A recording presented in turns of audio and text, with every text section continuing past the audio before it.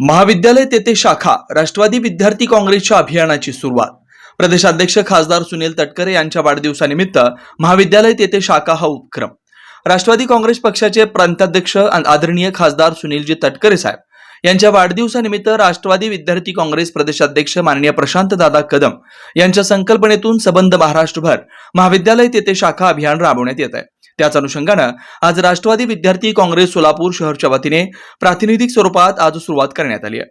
आज बालचंद महाविद्यालय येथे राष्ट्रवादी विद्यार्थी महाविद्यालय शाखेचे उद्घाटन जिल्हाध्यक्ष संतोष पवार यांच्या प्रमुख उपस्थितीत शहराचे कार्याध्यक्ष जुबेर बागवान यांच्या शुभ हस्ते करण्यात आलं. या शाखा उद्घाटन उपक्रमाचं आयोजन विद्यार्थी शहर अध्यक्ष पवन पाटील व शाखा अध्यक्ष नागेश हडलगे यांनी केलं होतं.